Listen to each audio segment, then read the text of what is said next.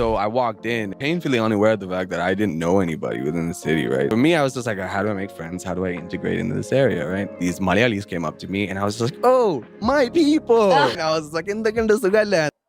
Hello, അപ്പൊ മറ്റൊരു മലയാളി കൂടി ലോകം കീഴടക്കിയാണ് ഹനുമാൻ കൈൻഡ് എന്ന പേരിൽ അറിയപ്പെടുന്ന സൂരജ് ചെറുകാട്. ഈ സൂരജ് ചെറുകാട്ട് HMK അഥവാ ഹനുമാൻ കൈൻഡ് എന്നാണ് അറിയപ്പെടുന്നത്. അദ്ദേഹം ജനിച്ചതൊക്കെ ടെക്സാസിലാണ്, അവിടെയാണ് വളർന്നതും. അതുകൊണ്ട് തന്നെ അദ്ദേഹത്തിന്റെ ആക്സെന്റ് കേട്ടാൽ നമ്മൾ ഒരിക്കലും പറയില്ല മലയാളിയാണെന്ന്. മുഖം കണ്ടാലും മലയാളി ലുക്ക് അത്രയ്ക്ക് ഉണ്ടെന്ന് പറയാൻ പറ്റില്ല. പക്ഷെ ഇപ്പോൾ അദ്ദേഹം ഫേമസ് ആയി കഴിഞ്ഞപ്പോഴാണ് വേരുകൾ ചികഞ്ഞ് നമ്മൾ ചെന്നതും അദ്ദേഹം മലയാളിയാണ് എന്ന് തിരിച്ചറിഞ്ഞതും. ബാംഗ്ലൂർ സെറ്റിൽഡ് ആണ്, ഒരു ഫേമസ് റാപ്പർ ആണ് അദ്ദേഹം. ഒരു ഹിപ്പ് ഹോപ്പ് മേഖലയിൽ ഒരു ഗ്ലോബൽ സാന്നിധ്യമായിട്ട് മാറിയിരിക്കുകയാണ്, ഗ്ലോബലി അക്സെപ്റ്റഡ് ഐക്കൺ ആയിട്ട് മാറിയിരിക്കുകയാണ് തന്റെ ഏറ്റവും ലേറ്റസ്റ്റ് ആയിട്ടുള്ള ആൽബം ബിഗ് ഡോഗ്സ് എന്നതിലൂടെ. ഈ ബിഗ് ഡോഗ്സിന്റെ ഒരു പ്രത്യേകത എന്ന് വെച്ചാൽ അത് കേരളത്തിലാണ് ചിത്രീകരിച്ചത്, പൊന്നാനിയിൽ വെച്ചാണ് ഷൂട്ട് ചെയ്തത്. നമ്മുടെ സാധാരണ നമ്മൾ കണ്ടിട്ടുള്ള, നമ്മൾ കൊച്ചിലെ മുതൽ കണ്ടുവരുന്ന മഴക്കിണറാണ് സംഭവം. മഴക്കിണറിൽ സ്കൂട്ടറും കാറും ഒക്കെ ഓടുന്നത് തന്നെയാണ് ഇതിവൃത്തം. അതിൽ നമ്മുടെ ഗായകനും കയറി സഞ്ചരിക്കുന്നുണ്ട്. അപ്പോൾ ചില വേൾഡ് വൈഡ് റിയാക്ഷൻസ് ഞാൻ കണ്ടപ്പോൾ ചിലർ പറയുന്നത് ഇത് ഗ്രാഫിക്സിൽ ചെയ്തതാണെന്നാണ്. അതിനടിയിൽ ഇന്ത്യക്കാർ തന്നെ മറുപടിയും പറഞ്ഞിട്ടുണ്ട്, ഇതൊരു ദിവസേന നമ്മൾ സാധാരണ കാണുന്ന ഒരു സംഭവമാണ്, ഇതിന് ഗ്രാഫിക്സിന് ഒന്നും യാതൊരു ആവശ്യമില്ല, ഇതൊരു സാധാരണ കാര്യമാണ് ഇന്ത്യക്കാരെ സംബന്ധിച്ചിടത്തോളം. അതേസമയം ഇയാളുടെ ഈ ബിഗ് ഡോഗ്സ് എന്ന ആൽബത്തിന്റെ താഴെ നിങ്ങൾ കമന്റിൽ നോക്കിയാൽ ലോകരാജ്യങ്ങളെല്ലാം സമ്മേളനം നടത്തിയാണ്. ഓരോരുത്തരും വന്ന് പറയുന്നുണ്ട്, ഞാൻ ജാപ്പാനിൽ നിന്നാണ്, love from Japan, love from Vietnam, Australia, Sri Lanka, Spain, Philippines, Cameron, ഏതൊക്കെ രാജ്യങ്ങളാണ് തരത്തിൽ എല്ലാവരും വന്ന് ഹാജർ വെച്ച് പോകുന്നുണ്ട്. ഈ ലോക രാജ്യങ്ങളിലുള്ളവരെല്ലാം വന്ന് ഹാജർ വെച്ച് പോകാൻ കാരണം ഒരു മലയാളിയാണ് എന്നത് നമുക്ക് അഭിമാനം തരുന്ന കാര്യമാണ്. അതേസമയം തന്നെ ചിലർ ഓവറായിട്ട് വെറുപ്പിക്കുന്നുമുണ്ട്, മലയാളി ഇടാം, മലയാളി അതാണ്ടാ, മലയാളി ഇതാണ്ടാ എന്നൊക്കെ പറഞ്ഞ് ഭയങ്കരമായിട്ട് വെറുപ്പിക്കുന്നുണ്ട്. അതിന്റെ ആവശ്യമൊന്നുമില്ല. നമ്മളെപ്പറ്റി മറ്റൊരാൾ പറയുമ്പോഴാണ് നമ്മൾ വലിയവനാകുന്നത്. നമ്മളെപ്പറ്റി മറ്റൊരാൾ നല്ല കാര്യം പറയുമ്പോഴാണ് നമ്മൾ നല്ലവനാകുന്നത്. നമ്മൾ നമ്മളെ തന്നെ നല്ലവനാണെന്ന് പറഞ്ഞുകൊണ്ടിരുന്നാൽ അതിനർത്ഥം നമ്മൾ ആള് ശരിയല്ലെന്നാണ്. യഥാർത്ഥത്തിൽ നല്ലവനല്ലാത്ത, യഥാർത്ഥത്തിൽ കുരുട്ടു ബുദ്ധിക്കാരന ഒരാളായിരിക്കും കൂടെ കൂടെ പറഞ്ഞുകൊണ്ട് നടക്കുന്നത് ഞാൻ നല്ലവനാണ്, ഞാൻ നല്ലവനാണെന്ന്. ബാത്റൂമിൽ പാടി നമുക്കത് കേട്ട് ഇഷ്ടപ്പെട്ടു എന്ന് വെച്ച് നമ്മൾ യഥാർത്ഥത്തിൽ ഗായകനാവുന്നില്ല. നമ്മൾ സൊസൈറ്റിയിൽ പാടി സമൂഹത്തിലുള്ളവർ അംഗീകരിച്ചാൽ മാത്രമേ നമ്മൾ ഗായകനാവുന്നുള്ളൂ. അല്ലെങ്കിൽ നമ്മൾ ഓരോരുത്തരും പാടുന്നത് നല്ല രസമുണ്ടെന്നാണ് നമുക്ക് തോന്നുന്നത്. സത്യത്തിൽ അതുകൊണ്ട് നമ്മൾ ഗായകനാവുന്നുണ്ടോ? ഇല്ല. അതുപോലെ തന്നെ ഈ ആൽബത്തിന്റെ അടിയിൽ വന്നിട്ട് മലയാളി അതാണ്, മലയാളി ഇതാണെന്ന് നിങ്ങൾ പറയാൻ നിൽക്കേണ്ട കാര്യമല്ല. നമ്മൾക്കെല്ലാം അഭിമാനം തരുന്ന ഒരു കാര്യമാണ് അയാൾ ബേസിക്കലി മലയാളിയാണെന്നത്. പക്ഷെ സെറ്റിൽഡ് പോലും അയാൾ കേരളത്തിലല്ല, അയാൾ ബാംഗ്ലൂർ സെറ്റിൽഡ് ആണ്. അയാൾ വളർന്നത് ടെക്സാസിലാണ്. അതുകൊണ്ട് തന്നെ പ്രൊജക്ട് പാറ്റിന്റെ ഒക്കെ ഒരു ഇഫക്റ്റ് അദ്ദേഹത്തിന്റെ സോങ്ങിൽ കാണാൻ, അദ്ദേഹത്തിന്റെ റെൻഡിഷനിൽ കാണാൻ കിട്ടും നമുക്ക്. അതിന്റെ ആ സ്റ്റൈലൊക്കെ പിടിക്കാൻ ശ്രമിച്ചിട്ടുണ്ട്. അത് അദ്ദേഹത്തിനുള്ള ഒരു ഹോമേജ് ആയിട്ടാണ് ഇദ്ദേഹം പറയുന്നത്. എന്തായാലും പ്രൊജക്ട് പാറ്റ് തന്നെ ഇദ്ദേഹത്തിന്റെ ഈ ബിഗ് ഡോഗ്സ് എന്ന ഗാനം ഷെയർ ചെയ്തിട്ടുണ്ട്. അതുപോലെ തന്നെ ഐഷോ സ്പീഡ് പോലുള്ള famous influencers, world famous influencers ഇതിനെ റിയാക്ട് ചെയ്തിട്ടുണ്ട്. അങ്ങനെയൊക്കെയാണ് ഇത് കയറി കൊളുത്തിയത്. അതല്ലെങ്കിൽ 4-5 വർഷമായിട്ട്, 4-5 അതിൽ കൂടുതൽ, 2017 മുതൽ ഹിപ്പ് ഹോപ്പ് രംഗത്തുള്ള ഒരു വ്യക്തിയാണ് ഇദ്ദേഹം. അപ്പോ ഇതിനു മുമ്പ് അദ്ദേഹം ആൽബം ചെയ്തിട്ടുണ്ട്. നെറ്റ്ഫ്ലിക്സിന് വേണ്ടി ഒരു ആൽബം ചെയ്തിരുന്നു, ഒരു സോങ് ചെയ്തിരുന്നു. അതിനകത്ത് മലയാളം പോർഷൻ പാടിയത് നമ്മുടെ നീരജ് മാധവാണ്, തമിഴ് പാടിയത് അറിവായിരുന്നു. ഇങ്ങനെ ഇവരെല്ലാവരും, നീരജ് മാധവ്, അറിവ്, സിരി, ഹനുമാൻ കൈൻഡ്, 4 പേരും ചേർന്ന ഒരു സതേൺ സോങ്, സതേൺ ആന്തം എന്ന് പറഞ്ഞോണം വന്നായിരുന്നു. നമ്മ സ്റ്റോറീസ് എന്നായിരുന്നു അതിന്റെ പേര്. അതിന്റെ മലയാളം പോർഷൻ ഇവിടെ ഹിറ്റ് ആയിരുന്നു. പക്ഷെ അന്ന് നമുക്ക് ആർക്കും ഈ ഹനുമാൻ കൈൻഡിനെ അറിയില്ലായിരുന്നു. ഇവിടെ ഹനുമാൻ കൈൻഡിന്റെ പോർഷനോ അറിവിന്റെ പോർഷനോ അത്ര ഹിറ്റ് ആയതായിട്ട് എനിക്കറിയില്ല, ഞാൻ അധികം കേട്ടിട്ടുമില്ല. ഡെഫ് ജാം റെക്കോർഡിങ്സ് എന്നൊരു ഏജൻസിയാണ് ഇത് പ്രൊഡ്യൂസ് ചെയ്തിരിക്കുന്നത്.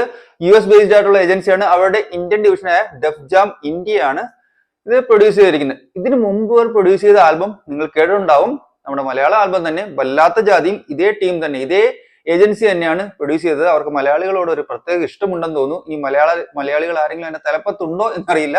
എന്തായാലും ഇതിനു മുമ്പ് അവർ പ്രൊഡ്യൂസ് ചെയ്തത് നമ്മുടെ വല്ലാത്ത ജാതി ആയിരുന്നു, നീരജ് മാധവും ബേബി ജീനും ഡാബ്സിയും ഒക്കെ ഉള്ളത്. ഇപ്പോൾ മറ്റൊരു മലയാളി റൂട്ടുകളുള്ള ഒരു ഗായകന്റെ മറ്റൊരു ഗാനം പ്രൊഡ്യൂസ് ചെയ്തിരിക്കുകയാണ്. ഈ ഗാനം ദേശീയ, അന്തർദേശീയ, ആക്ച്വലി അവർ ലോക്കൽ ഓഡിയൻസിന് വേണ്ടിയാണ് അത് ക്രിയേറ്റ് ചെയ്തതെന്നാണ് എനിക്ക് തോന്നുന്നത്. കാരണം ഇന്ത്യൻ സ്റ്റൈലിൽ ഇന്ത്യൻ കൾച്ചറാണ് അതിനകത്ത് പറഞ്ഞിരിക്കുന്നത്, ഇന്ത്യൻ രീതികളാണ് അതിനകത്ത് കാണിച്ചിരിക്കുന്നത്.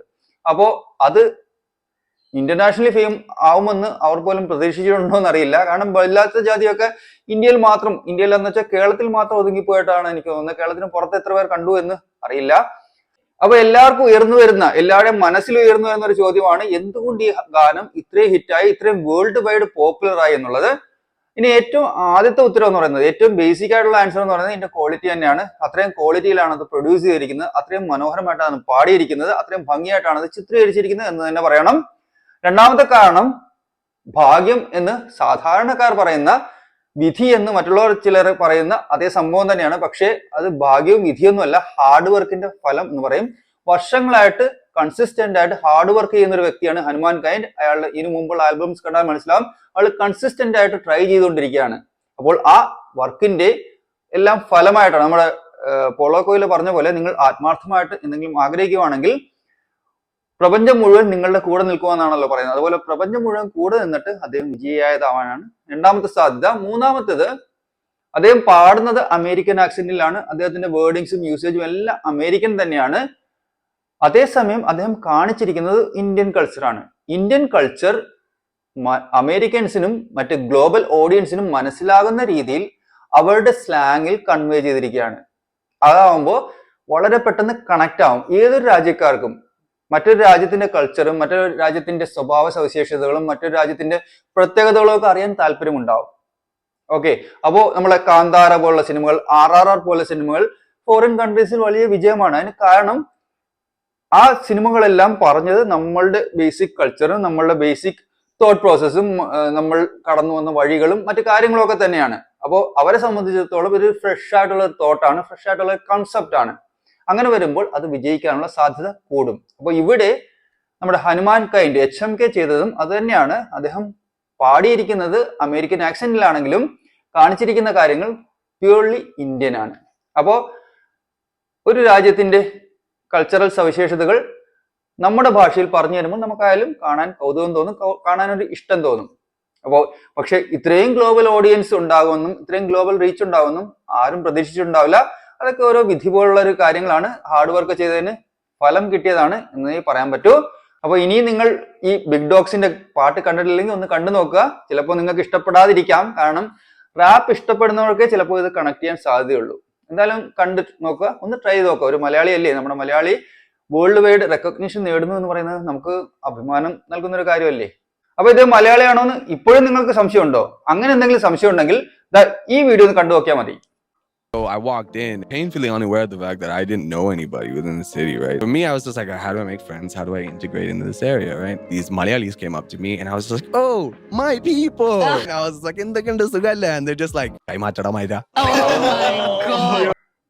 അപ്പൊ സംശയമെല്ലാം മാറിയല്ലോ അല്ലേ? അപ്പൊ അടുത്തൊരു വീഡിയോ ആയിട്ട് വീണ്ടും കാണാം. നിങ്ങൾക്ക് ഹനുമാൻ കൈൻഡിനെ പറ്റിയുള്ള അഭിപ്രായം, അദ്ദേഹത്തിന്റെ ലേറ്റസ്റ്റ് ആൽബം ബിഗ് ഡോഗ്സിനെ പറ്റിയുള്ള അഭിപ്രായം ഷെയർ ചെയ്യുക. നമുക്ക് അടുത്ത വീഡിയോയിൽ കാണാം. Thank you.